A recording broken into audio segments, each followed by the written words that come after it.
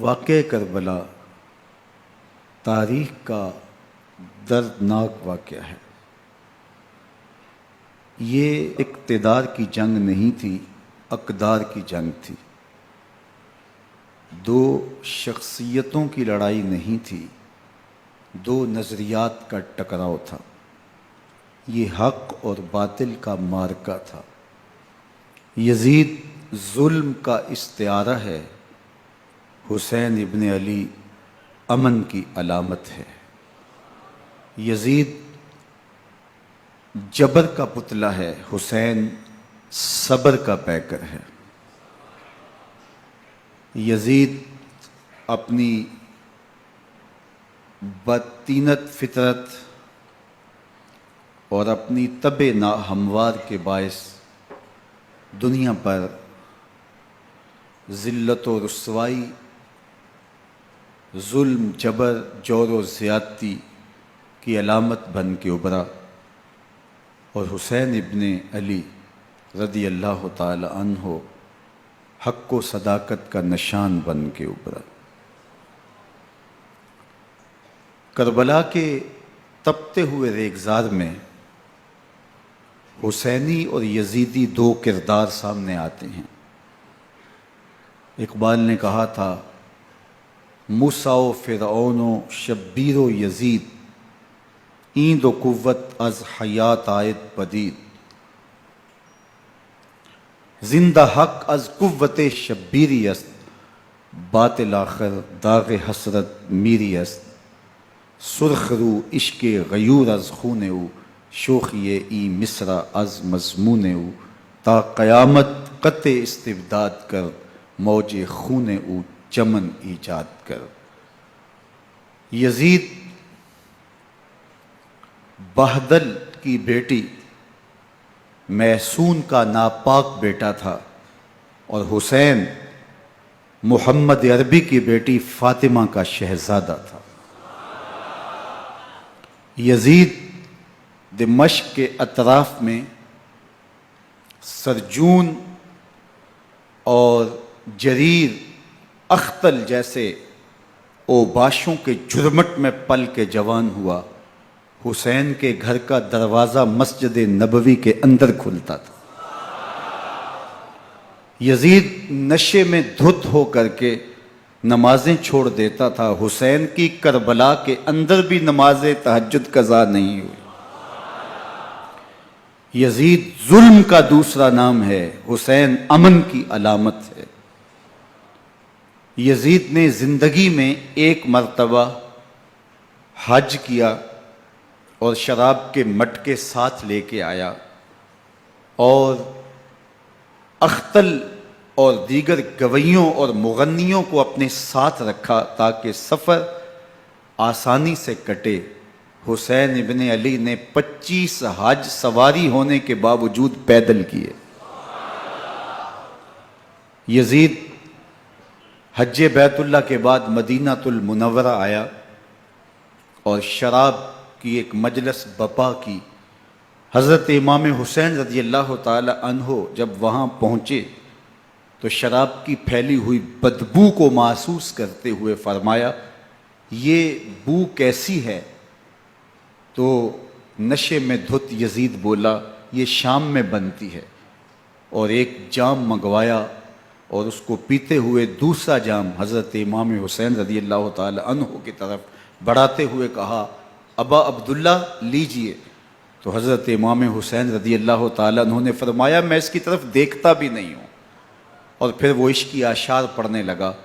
جب یزید کی شراب نوشی کا منظر امام حسین رضی اللہ تعالی عنہ اپنی آنکھوں سے دیکھ چکے تھے تو مجھے بتاؤ، یزید کے ہاتھ پہ امام حسین کا پاک ہاتھ کیسے آتا؟ حضرت امام حسین رضی اللہ تعالی عنہ جس ماحول میں پلے تھے، جس ماحول میں پرورش پائی تھی، جس ماحول میں رہے تھے، وہ پاکیزہ اور تقدس مآب ماحول تھا۔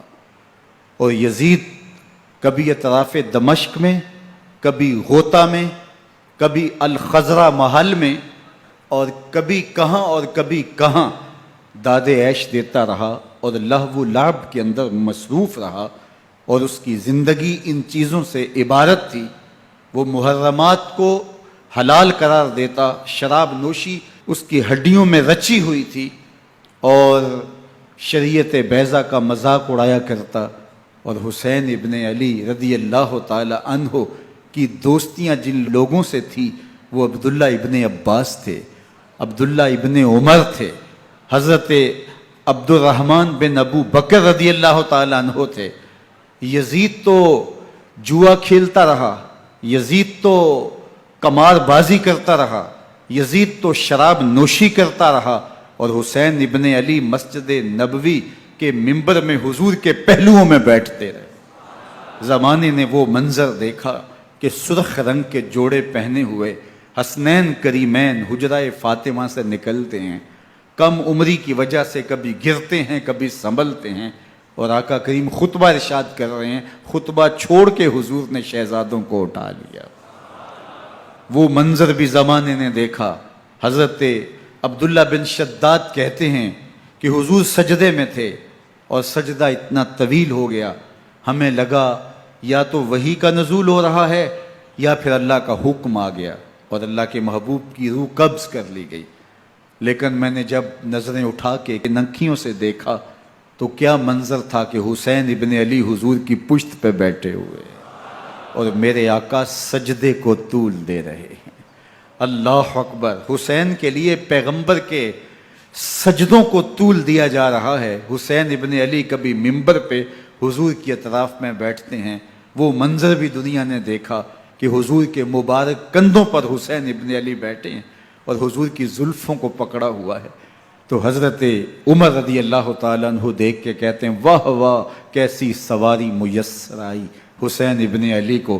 تو میرے آقا مسکرا کے کہتے ہیں عمر سواری دیکھتے ہو سوار بھی تو دیکھو. اللہ اکبر. حضرت اسامہ بن زید بن حارثہ رضی اللہ تعالیٰ عنہ فرماتے ہیں رات کا ایک پہر گزر گیا اور مجھے حضور سے کوئی کام تھا. میں آقا کریم کی خدمت میں حاضر ہوا، در دولت پہ دستک دی. حضور تشریف لائے تو چادر اوڑی تھی، بکل کی ہوئی تھی میرے حضور نے. تو میں نے اپنی حاجت کہی تو حضور نے میری حاجت پوری کر دی. لیکن ایک منظر میں نے دیکھا کہ حضور نے جو چادر کی بکل فرمائی تھی اس کے اطراف میں پہلوؤں میں ابھار تھے جس طرح اندر کوئی ہو. مجھ سے نہ رہا گیا، میں نے پوچھ لیا. میں نے کہا بندہ نواز چادر کے اندر کیا ہے؟ فکاشفہ. تو حضور نے چادر کو کھول دیا. فائز الحسن والحسین علی ورکہ. تو کہتے ہیں میں نے اپنی آنکھوں سے دیکھا ایک پہلو سے امام حسین لپٹے ہوئے تھے، ایک پہلو سے امام حسن لپٹے ہوئے تھے. فرمایا یہ میرے بیٹے ہیں، یہ میری بیٹی کے بیٹے ہیں. اے اللہ میں ان سے پیار کرتا ہوں، تو بھی ان سے پیار کر، جو ان سے پیار کرے اس سے بھی پیار کر. ان کی محبت کا درس دیا، ان کے پیار کا سبق پڑھایا. کہا ان سے پیار کرنے والا میرے سے پیار کرنے والا ہے، ان سے بغض رکھنے والا میرے سے بغض رکھنے والا ہے. ان کی تکلیف حضور کو بے چین کر دیتی تھی. حضرت سیدہ فاطمہ الزہرا رضی اللہ تعالی عنہا کے گھر کے قریب سے گزرے تو حضرت امام حسین کے رونے کی آواز آ رہی تھی. تو آقا کریم علیہ السلام نے فرمایا کہ فاطمہ حسین کو چپ کرواؤ. اللہ تعالیٰ انا بقاءہ یوزینی، تو جانتی نہیں حسین کا رونا مجھے دکھ دیتا ہے. حسین ابن علی کو حضور رونے نہیں دیتے تھے، ان کو دکھی نہیں ہونے دیتے تھے، کیونکہ رسول اللہ صلی اللہ علیہ وسلم جانتے تھے کہ یہ کتنے دکھ سہے گا، کتنی تکلیفوں سے گزرے گا اور کتنے مصائب سہے گا. زمانے نے وہ گھڑیاں بھی دیکھیں کہ حضرت حذیفہ بن یمان رضی اللہ تعالیٰ عنہ فرماتے ہیں کہ میں حضور کی خدمت میں نماز مغرب کی ادائیگی کے لیے حاضر ہوا، اور میں نے یہ اجازت خاص طور پہ اپنی ماں سے اس شرط پہ لی تھی کہ امی آپ مجھے اجازت دیں، میں حضور کی خدمت میں حاضر ہوتا ہوں، مغرب کی نماز بھی ادا کروں گا اور پھر حضور سے عرض کروں گا حضور میرے لیے اور میری ماں کے لیے بخشش کی دعا کر دیجئے. ماں نے اس شرط پہ اجازت دے دی اور میں حضور کی خدمت میں آ گیا.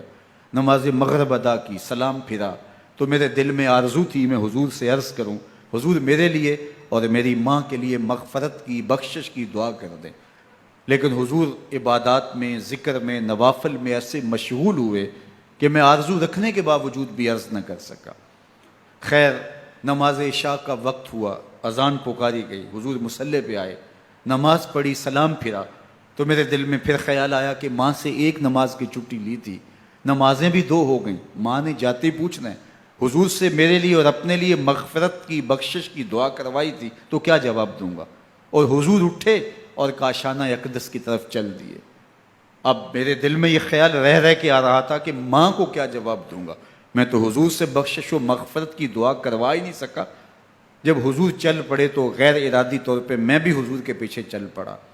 چلنے میں تھوڑی سی رفتار تیز ہو گئی، جس سے قدموں کی آہٹ پیدا ہوئی، تو جب آواز پیدا ہوئی تو حضور نے رخ پھیرے بغیر فرمایا من ھذا، میرے پیچھے پیچھے کون آ رہا ہے؟ پھر خود ہی کہا حذیفہ تو نہیں؟ تو میرا دل دھڑک رہا تھا، قلت نعم، میں نے کہا جی جی حضور میں حذیفہ ہوں۔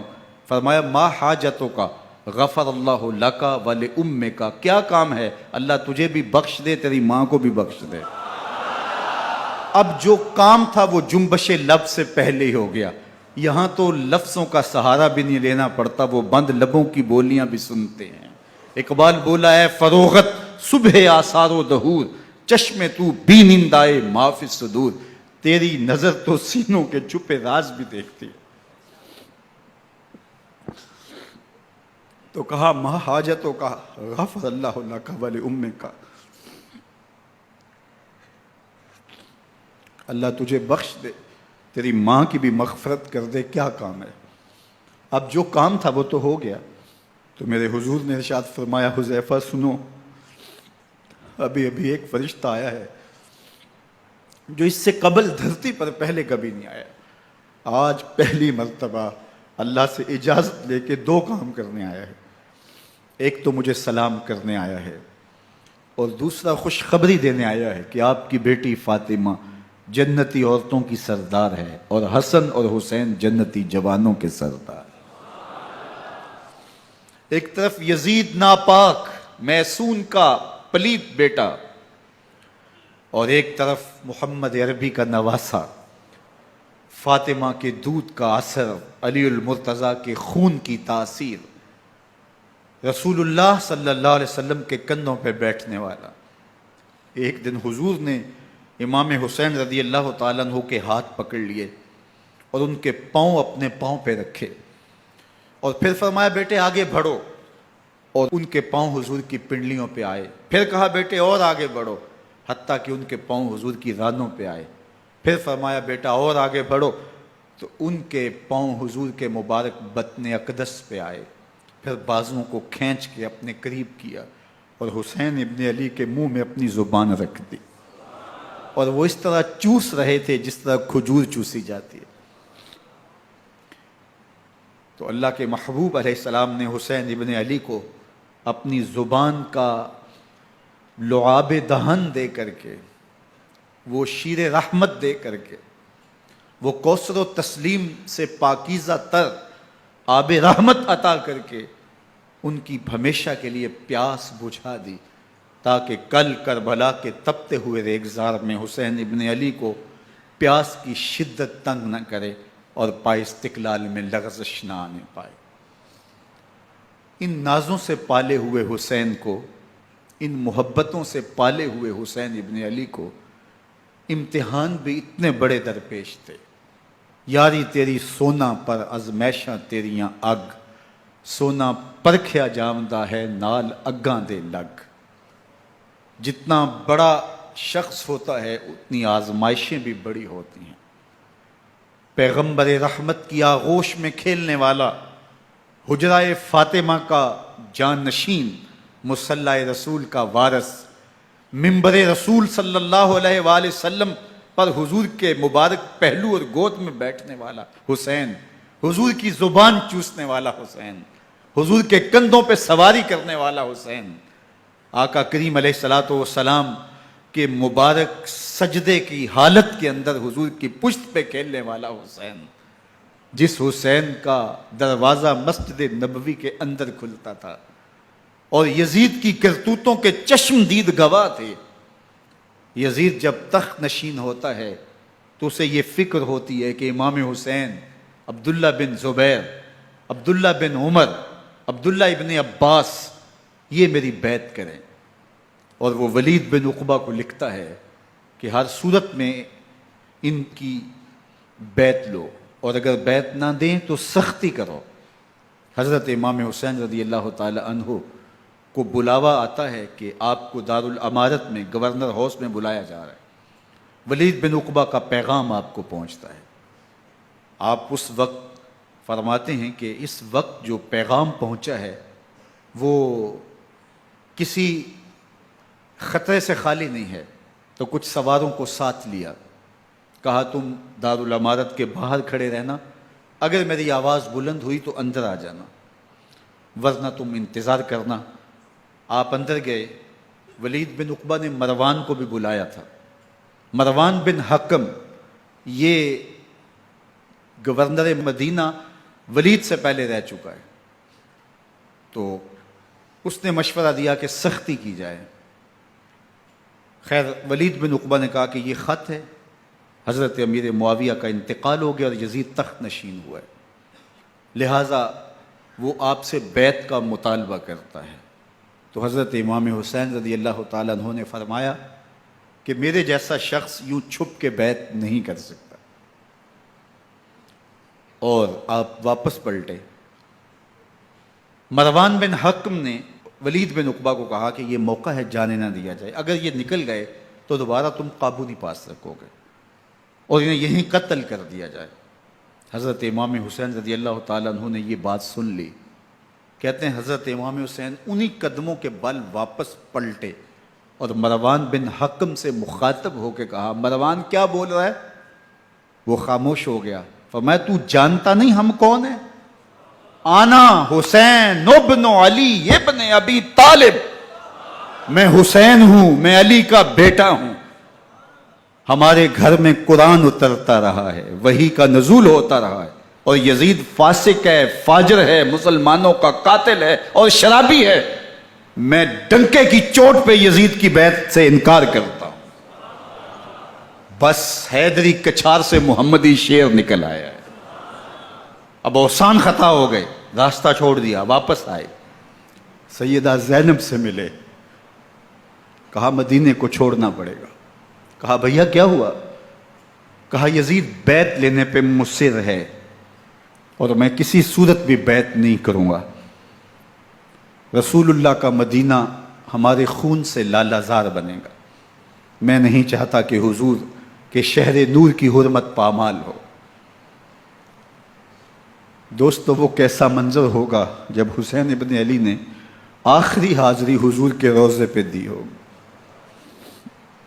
حاجی یا معتمر 10 دن کے لیے، 8 دن کے لیے، 20 دن کے لیے مدینہ المنورہ عارضی سکونت اختیار کرتا ہے، اور حضور کے روضہ انور سے، اس شہر نور سے، ان گلیوں سے،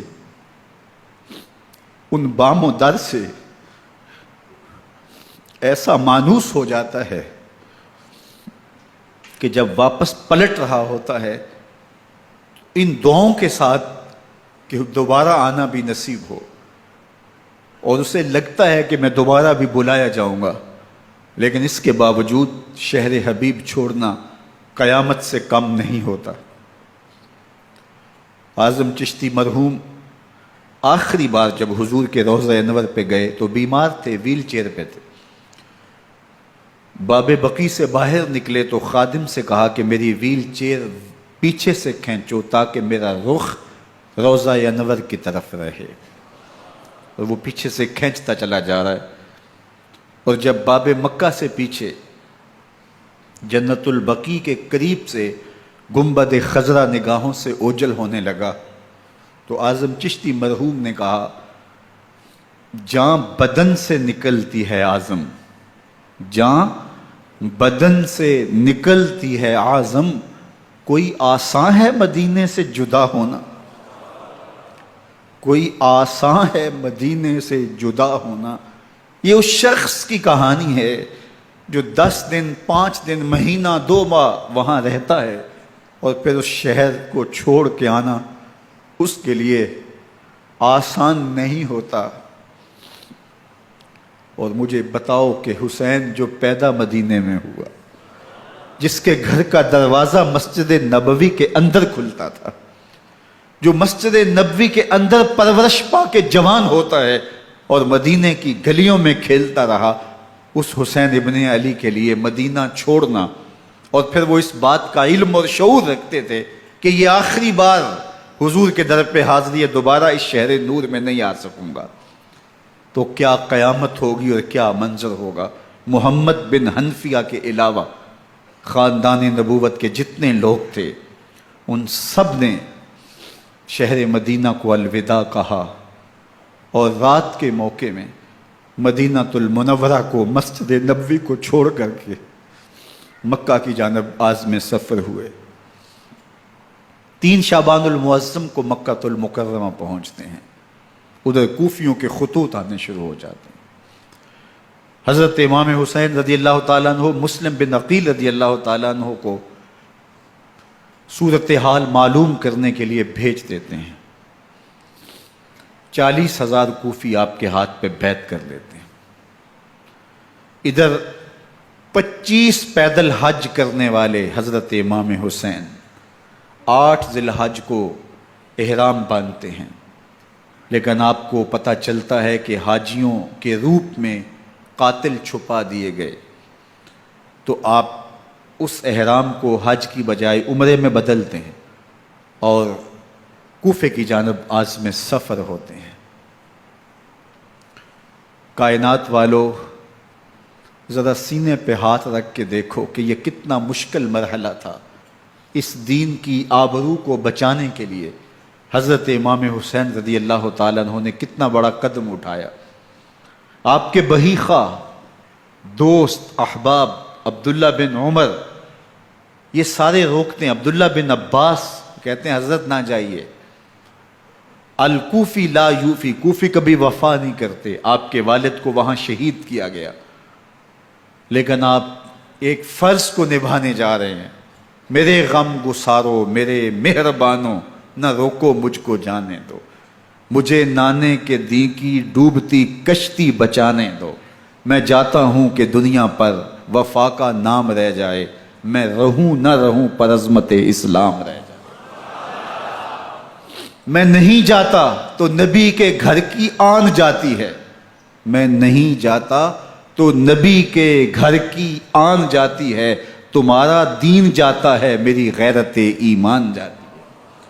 حضرت امام حسین یہاں سے چلتے ہیں، ابھی راستے میں ہی پہنچتے ہیں کہ یہ خبر آتی ہے کہ کوفے والوں نے بے وفائی کر دی، حضرت مسلم بن عقیل رضی اللہ تعالیٰ عنہ کو شہید کر دیا گیا، نعمان بن بشیر معزول کر دیے گئے، ابن مرجانہ ابن زیاد وہاں متعین کر دیا گیا جو سخت گیر شخص تھا، اور اس نے لوگوں کو ڈرایا دھمکایا اور کوفے کے لوگوں کے دل بدل گئے اور وہ بیتیں توڑنے لگے۔ وہ منظر مسجد کوفہ کا کتنا دلگداز تھا، جب امام نماز کے لیے کھڑے ہوئے تو 40,000 لوگ آپ کے پیچھے تھا، جب سلام پھیرا اور امام نے دیکھا کہ پیچھے لوگ نہیں ہیں، پھر لوگوں نے اپنے دروازے بھی بند کر لیے۔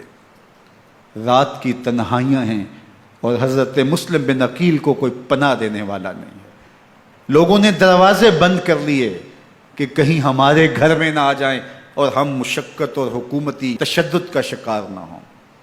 کتنا دردناک لمحہ ہے حضرت مسلم بن عقیل رضی اللہ تعالیٰ عنہ پہ، اور پھر حضرت مسلم بن عقیل بے دردی سے شہید کر دیے جاتے ہیں۔ آپ ابھی راستے میں ہیں، یہ ساری کہانی پہنچتی ہے کہ حضرت مسلم شہید کر دیے گئے اور بے دردی سے شہید کر دیے گئے۔ وہ جنہوں نے خط لکھے تھے کہ ہم آپ کے ساتھ ہیں اور ہم منتظر ہیں، چشم برا ہیں، آپ کے قدموں کی چاپ سننے کے لیے بےتاب ہیں، آج انہوں نے بیتیں توڑ دی، 40,000 کوفی منحرف ہو گئے۔ مسجد کوفہ کا وہ منظر کس قدر روح کو تڑپا دینے والا تھا۔ ہم پچھلے سال عصر اور مغرب کے درمیان جب کوفہ پہنچے تو سورج ڈوبنے کے قریب تھا۔ میں نے اپنی زندگی میں اتنا اداس موسم کہیں نہیں دیکھا جتنا اداس موسم کوفے میں دیکھا۔ ایسے لگتا تھا جس طرح کوفے کی آب و ہوا آج بھی شرمندہ ہے۔ جو مسلم بن عقیل اور خاندان نبوت کے ساتھ اہل کوفہ نے کیا، حضرت امام حسین رضی اللہ تعالیٰ عنہ کو ان کے بہی خواہوں نے، اعزاء نے، اقربا نے، دوستوں نے، آوان و انصار نے، ساتھیوں نے کہا کہ حضرت حالات یکسر تبدیل ہو گئے، اب ہمیں مراجعت کر جانی چاہیے، واپس پلٹ جانا چاہیے۔ تو حضرت امام حسین کافی سوچ بچار میں رہے، پھر اس کے بعد آپ نے فیصلہ کیا کہ ہم آگے بڑھیں گے۔ دوستوں نے کہا کہ حضرت اگر آپ آگے بڑھیں گے تو ہمیں لگتا ہے کہ وہ آپ کے ساتھ سلوک اچھا نہیں کریں گے اور آپ بچوں کے سامنے پیاسے شہید کر دیے جائیں گے۔ تو حضرت امام حسین رضی اللہ تعالیٰ عنہ نے وہاں ایک خطبہ ارشاد فرمایا کہ لوگوں تم جو مجھے بتا رہے ہو مجھے اچھی طرح معلوم ہے، جو تم مجھے منظر پیش کر رہے ہو وہ میری نگاہوں میں ہے، اور جو کچھ ہونے والا ہے چشم تصور وہ منظر دیکھ رہی ہے۔ چونکہ حضرت امام حسین رضی اللہ تعالیٰ عنہ کی شہادت کی خبر حضرت امام حسین کے پیدا ہوتے ہی خاندان نبوت میں عام تھی۔ حضور علیہ الصلوۃ والسلام کو یہ بات جبریل امین نے آ کے بتائی تھی جب حسین ابن علی کے ساتھ حضور محبت کا اظہار کر رہے تھے، تو یہ جبریل امین نے آ کے کہا تھا حضور آپ کا یہ بیٹا ارض طف میں شہید کر دیا جائے گا، اور کربلا کی مٹی لا کے حضور کو دی اور ام سلمہ کو حضور نے عطا کر دی۔ حضرت ام سلمہ کہتی ہیں کہ ایک دن میں سوئی تو خواب دیکھا کہ حضور کے مبارک بال بکھرے ہوئے ہیں اور سخت پریشان ہیں، تو میں نے کہا کہ حضور آپ کی یہ کیا حالت ہے؟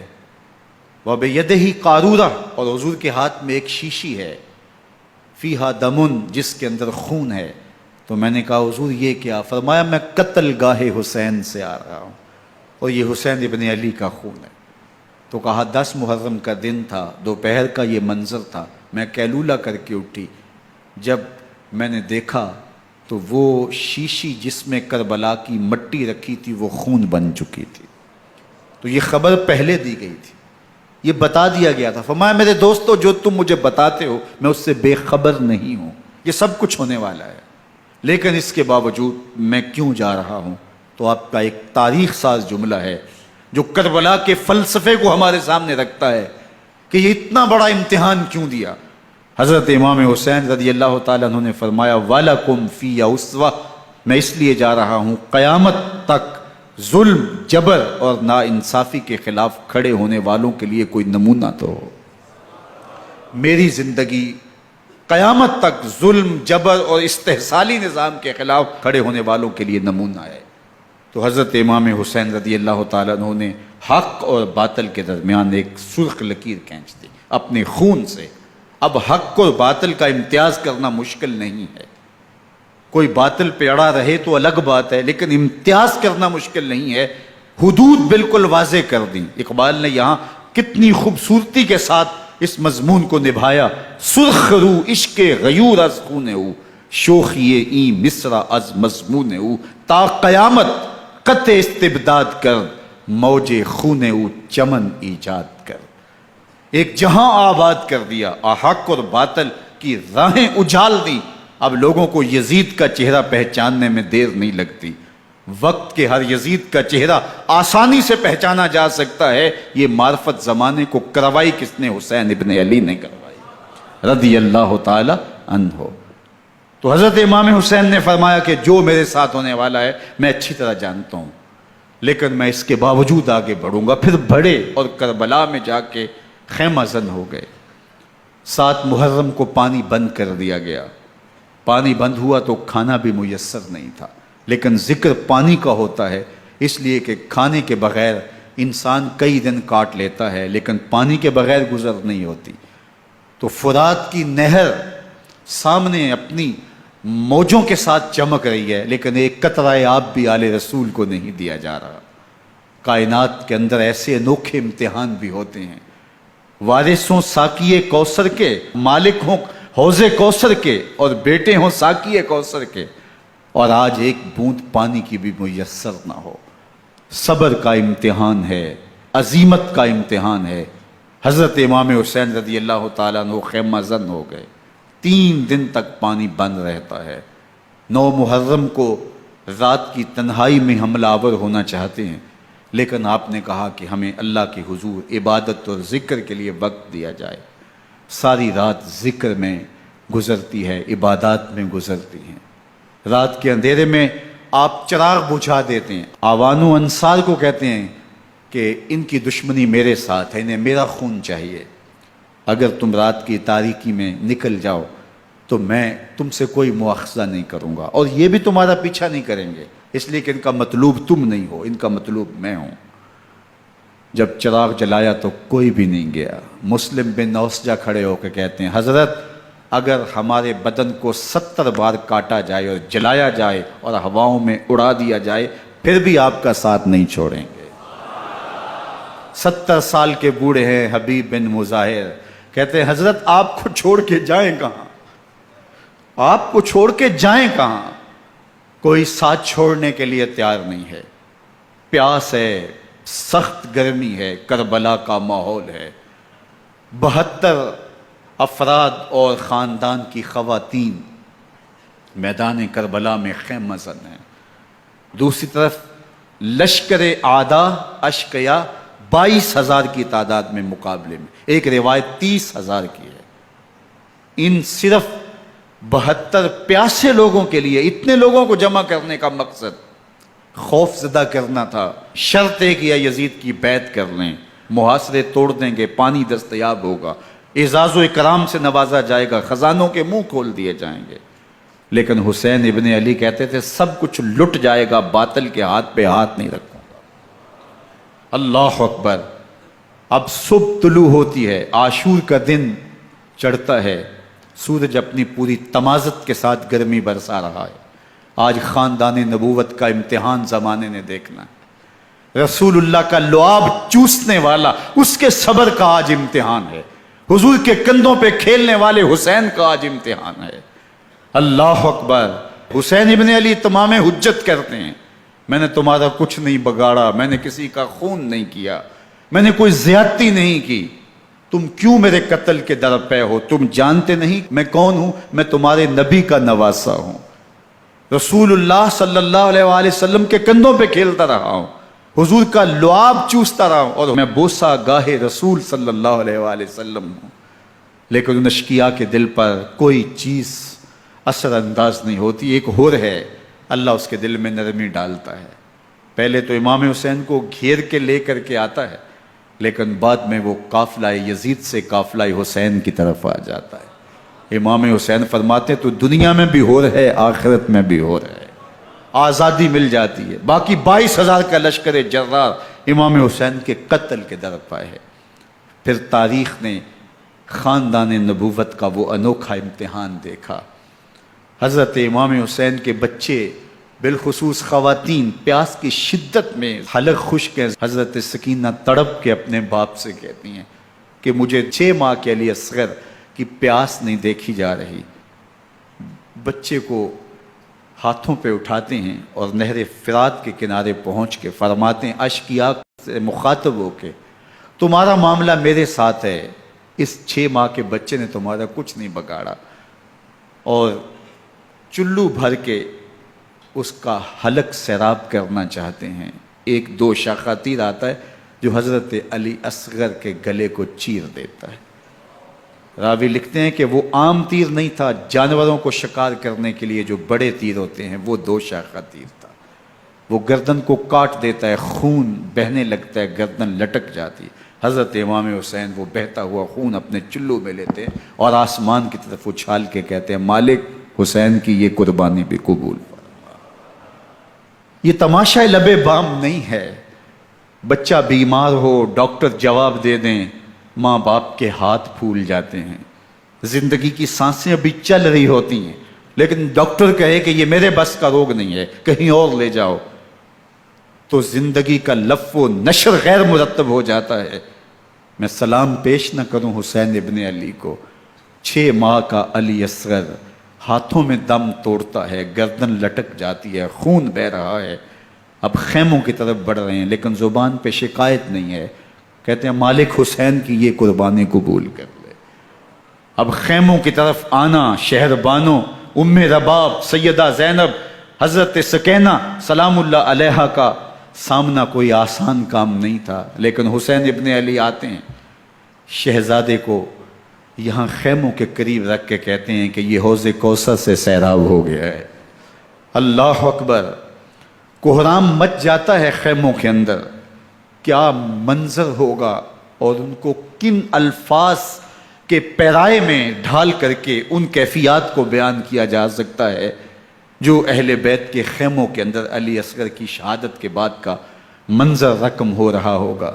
اللہ اکبر، ادھر اشکیا آوازیں دے رہے ہیں، مبارزت کے لیے پکار رہے ہیں۔ زمانے نے پھر وہ منظر بھی دیکھا کہ جوان بیٹے کو 18 سال کی کمائی حضرت امام حسین میدان عمل میں بھیج رہے ہیں۔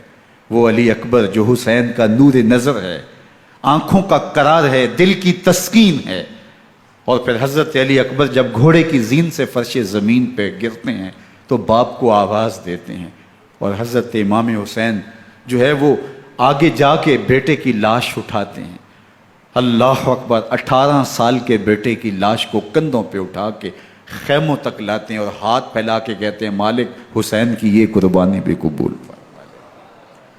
کبھی قاسم بن حسن کی لاش اٹھا کے لاتے ہیں، کبھی اون و محمد کی لاشیں اٹھا کے لاتے ہیں، بتیجوں کی، بھانجوں کی، بھائی عباس کے کٹے ہوئے بازو اور زخموں سے چھدا ہوا لاشا۔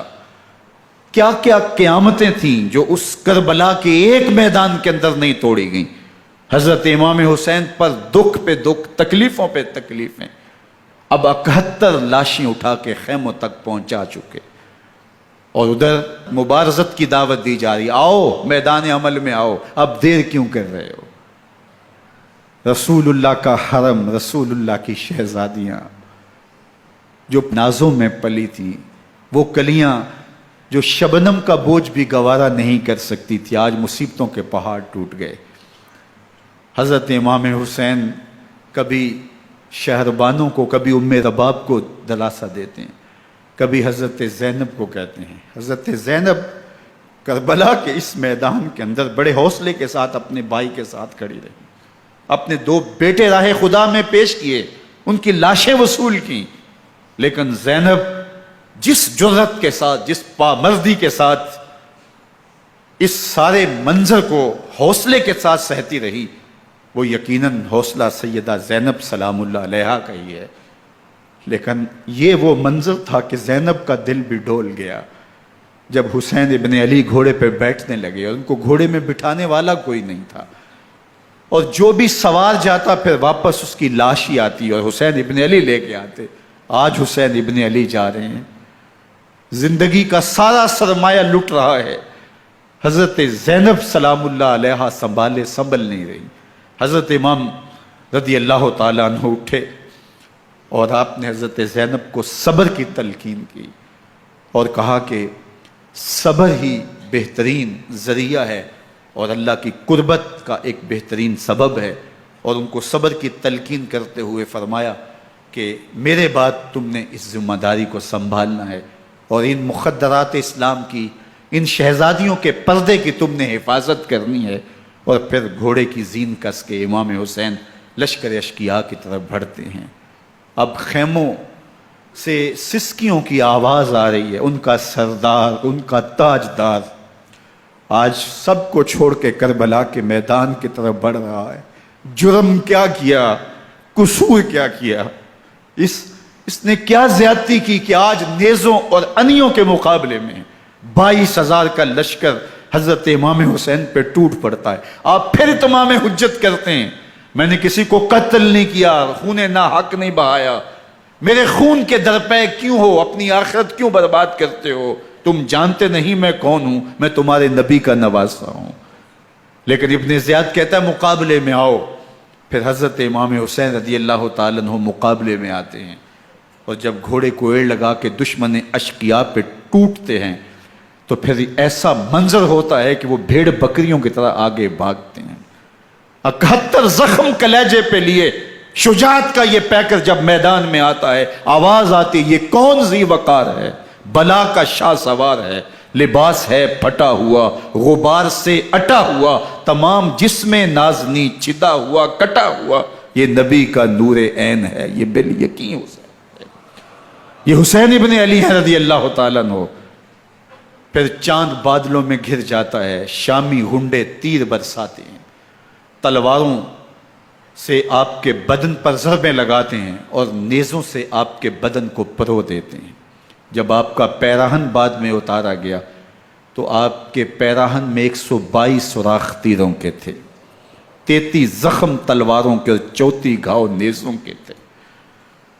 جب گھوڑے کی زین سے فرش زمین پر آئے، بدن چھلنی تھا، زخم زخم سے خون بہ رہا تھا، 3 دن کا پیاسا حسین، اللہ اکبر، بدن زخموں سے چور، 71 لاشیں کلیجے پہ لیے، مخدرات اسلام کے پردے کا خیال دل میں الگ ہے، لیکن گھوڑے کی زین سے جب فرش زمین پہ امام حسین آتے ہیں، زبان پہ ہائے نہیں، نالا و شیون نہیں، چیخ و پکار نہیں، آتے ہی پیشانی سجدے میں رکھتے ہیں اور پکارتے ہیں اللہم ردن بقضائک وصبرن علی بلائک تسلیما لامرک سبحان ربی العالی۔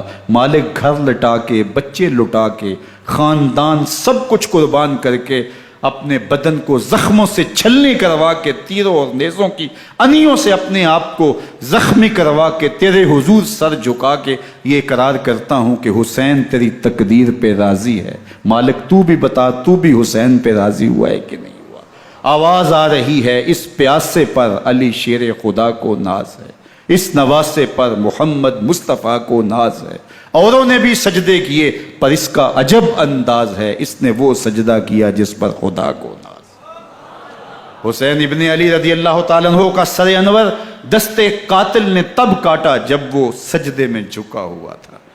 یزید نے کہا میں بیعت لوں گا، امام حسین نے کہا کبھی بھی نہیں دوں گا، یہ سر کٹ سکتا ہے جھک نہیں سکتا۔ سر کاٹ کے نیزے کی نوک پہ چڑھا دیا گیا اور یہ اس بات کا اعلان تھا کہ ہم جیت گئے اور حسینی ہار گئے، اور لشکر یزید میں غوغا مچ گیا، نقارے بجنے لگے کہ ہم جیت گئے، دیکھو امام حسین شہید کر دیے گئے، اور سر کاٹ کے نیزے کی نوک پہ چڑھایا گیا۔ لیکن لشکر یزید سے ہی آواز آئی یہ کیسا سر ہے جو کٹ کے بھی سر بلندی ہے، کٹ گیا ہے پھر بھی اونچا ہے، اللہ اکبر، یہ سر سجدے میں کٹا ہے، رب کے حضور عبادت کی حالت میں کٹا ہے۔ حسین آج بھی سجدے میں ہے، اللہ اکبر، حسین آج بھی سجدے میں ہے، بلکہ کٹے ہوئے سر کا رخ زمین کی جانب تھا اور کٹی گردن آسمان کی طرف، یوں نیزے پہ پرویا گیا۔ اللہ اکبر، ایک شاعر نے نقشہ کھینچا، بآنکھ سر نیزے پہ اور سوئے زمیں ہے روح، یعنی سجدہ ثانی کی ہے آرزو۔ رکعت کے 2 سجدے ہوتے ہیں، ابھی ایک سجدہ ہوا تھا کہ دست قاتل نے سر کاٹ دیا، کہا حسین کی پیشانی میں دوسرے سجدے کی تمنا مچل رہی ہے۔ یہ تھا حسین ابن علی کا سجدہ، ساری زندگی رب کے حضور سجدہ قضا نہیں ہونے دیا۔ آج پانی نہیں ہے، اللہ اکبر، آج تیمم کر لیتے ہیں، آج اپنے خون کو اوڑ کر کے حسین نے اپنی پیشانی اپنے مالک کے حضور جھکا کر کے عظیمت کی وہ انوکھی داستان رقم کر دی کہ صدیاں گزرنے کے باوجود بھی ان کی یادوں کے چراغ روشن ہیں۔ جب حضرت امام حسین اور دوسرے آیان و انصار کو شہید کر دیا گیا تو ان کے سر نیزوں کی نوک پہ چڑھا دیے گئے۔ حضرت امام حسین کا کٹا ہوا سر اور باقی 71 افراد کے کٹے ہوئے سر نیزوں کی نوک پہ، اور 10 سواروں کو ابن سعد نے کہا کہ ان کو رون دو، اور گھوڑوں کی ٹاپوں تلے حضرت امام حسین رضی اللہ تعالیٰ عنہ اور ان کے آوان و انصار کو جو ہے وہ روندا گیا، حتیٰ کہ ان کی استخوان مبارک، ان کی ہڈیاں بھی چور چور ہو گئیں۔ روننے سے قبل ان کا لباس اتار لیا، ان کے کپڑے اتار لیے گئے۔ اللہ اکبر، کیسی دردناک گھڑیاں تھیں۔ یزید کا صرف یہی بد کرداری کا مرحلہ نہیں تھا، اس کربلا کے صحرا کے اندر یزید نے جس طرح امام حسین رضی اللہ تعالیٰ عنہ کو شہید کیا اور حضرت امام حسین کے خاندان کو شہید کیا، جب مدینہ المنورہ پر یزید نے مسلم بن عقبہ کو مقرر کیا، جس کو بزرگوں نے مصرب بن عقبہ کہا ہے، تو اس کو کہا 3 دن تک مدینے کا حرم تمہارے لیے حلال ہوگا، جو چاہو تم کرنا، اور شامی فوجوں کو اجازت ہوگی۔ تو وہاں بھی انہوں نے 10,000 تابعین اور 700 صحابہ کو شہید کیا۔ حضرت ابو سعید خدری رضی اللہ تعالیٰ عنہ گھر سے باہر نکلے، کافی بوڑھے ہو چکے تھے، تو انہوں نے حضرت ابو سعید خدری کو پکڑ لیا، کہا تم کون ہو؟ کہا مجھے ابو سعید خدری کہتے ہیں۔ تو کہا ہاں تمہارا نام سنا ہے، اور داڑھی سے پکڑ کے کھینچا اور کہا کہ ہے تمہارے پاس جو ہمیں دو؟ تو کہا کہ میرے پاس تو کچھ بھی نہیں، میں تو فقیر آدمی ہوں۔ تو ان کے گھر ان کو لے گئے، تو 2 کبوتر رکھے تھے حضرت ابو سعید خدری نے، تو وہ کبوتر لوٹ کے لے گئے۔ اللہ اکبر۔ حضرت ابن سنان رضی اللہ تعالیٰ عنہ کو، جو حضور کے علم بردار تھے فتح مکہ کے دن، ان کو ستو پہلے پلائے اور پھر ان کی گردن کاٹی گئی، اور کہا یہ ہے وہ ستو جو تم زندگی میں آخری بار پیو گے۔ ایک گھر میں داخل ہوئی شامی فوج، تو ایک خاتون کے ابھی ابھی بچہ پیدا ہوا تھا، اور قابلہ نے، دائیہ نے، وہ بچہ ماں کی چھاتی پہ لٹایا، اور وہ ماں کا پہلا دودھ پی رہا تھا۔ تو یہ جا کے کہنے لگے نکالو تمہارے پاس جو کچھ ہے۔ تو اس خاتون نے کہا تم جانتے ہو یہ بچہ کون ہے؟ تو انہوں نے کہا ہم نہیں جانتے۔ کہا یہ حضرت ابن ابی کبشہ انماری رضی اللہ تعالیٰ عنہ کا بچہ ہے، اور یہ وہ صحابی ہیں کہ جو بیت الشجرہ کے موقع پہ حضور کے ہاتھ پہ بیعت کرتے ہیں۔ انہوں نے اس چیز کا لحاظ نہ کیا کہ جو کچھ ہے وہ ہمیں دو، ورنہ تیرے بچے کو نہیں چھوڑیں گے۔ تو ماں بچے سے مخاطب ہو کے کہتی ہے، ابھی بچہ پیدا ہوا ہے اور ماں سے پہلا دودھ پی رہے، کہ بیٹے اگر میرے پاس کچھ ہوتا، وہ قیمتی سے قیمتی چیز بھی ہوتی، تیری جان کے لیے قربان کرتی، لیکن اس وقت میرے پاس کچھ ہے نہیں۔ تو ایک شکی آگے بڑھا اور بچے کو ایک ٹانگ سے پکڑ کے کھینچ کے دیوار کے ساتھ پٹک کے مارا، جس سے دماغ کا بھیجا نکل گیا۔ کیا کیا زیادتیاں نہیں کی۔ 700 صحابہ حرہ کے واقعہ میں شہید کیے یزید نے، اور 10,000 تابعین شہید کیے۔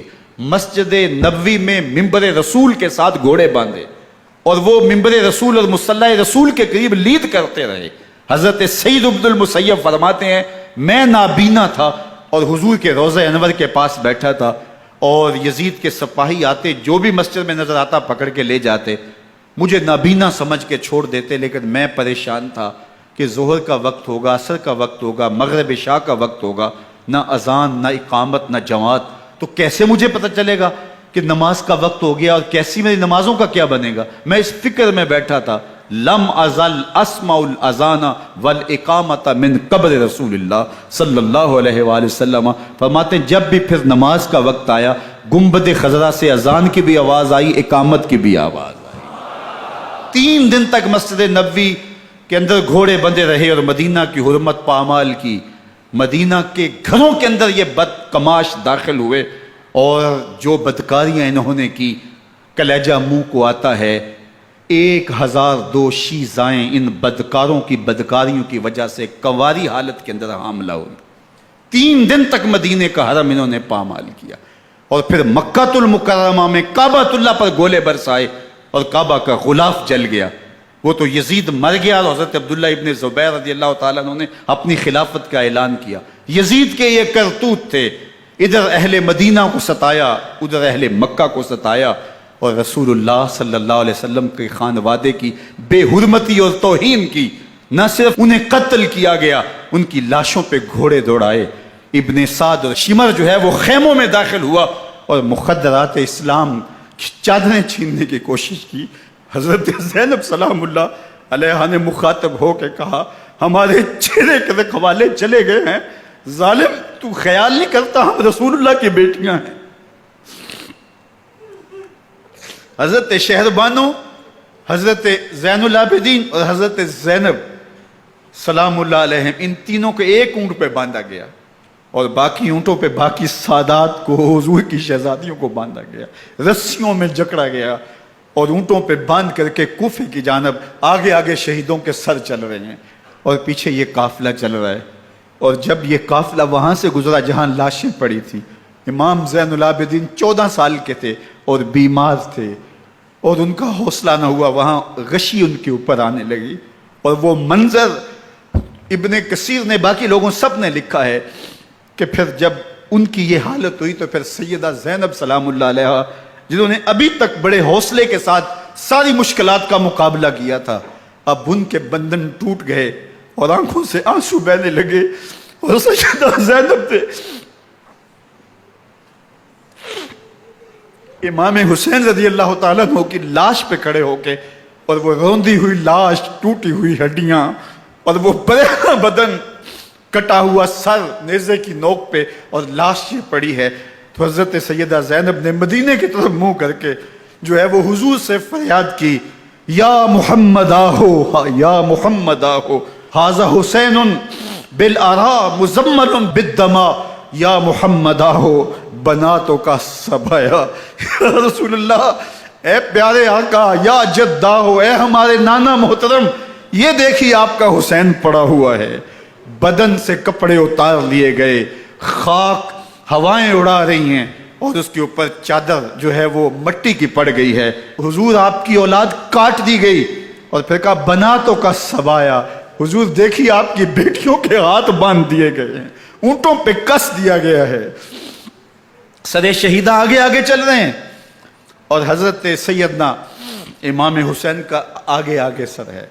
راستے کے اندر ایک جگہ آئی، رات گزری اور ان کو اتارا گیا۔ رات کا موقع تھا، ایک خاتون آئی اور اس نے کوئی کھانا پیش کیا ان کو، اور کہا کہ میں کسی زمانے میں حضرت سیدہ فاطمہ تو زہرا کی نوکری کیا کرتی تھی، ان کی لونڈی تھی، ان کی کنیز تھی، اور آج مجھے پتہ چلا کہ آپ لوگ گزر رہے ہیں، تو میں نے کہا کہ میں اپنی مخدومہ کے خاندان کی خدمت کروں۔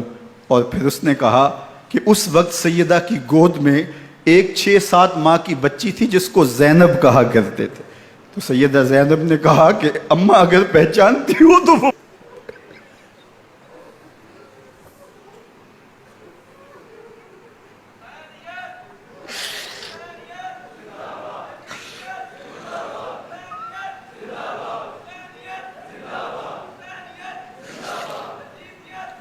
یہ تاراج اور لٹا ہوا کارواں پھر وہاں سے کوفے میں کیسے پہنچا، اور کوفے کے اندر سیدہ زینب سلام اللہ علیہا نے وہ یزید کے دربار میں، ابن زیاد کے دربار میں وہ جرأت آمیز جو باتیں کہیں، اللہ اکبر، زینب کی زبان میں علی کی خطابت بول رہی تھی، اور پھر دشمن اور دوست سارے رونے لگے، اور وہ کیا دل گداز منظر تھے۔ اور پھر یہ سروں کا قافلہ اور سادات کرام کا مشکیں کسی ہوئی ہیں اور اونٹوں پہ باندھے ہوئے، ان کو وہاں سے پھر قادسیہ، اور قادسیہ سے پھر دمشق یزید کے دربار میں پہنچایا گیا، اور وہاں سے یہ لٹے ہوئے خانمہ برباد تاراج لوگ مدینہ المنورہ میں کیسے پہنچے، اور اہل مدینہ نے کیسے استقبال کیا، اور وہ منظر کتنا دلگداز تھا جب اہل مدینہ زینب سے پوچھتے تھے زینب حسین کہاں ہے؟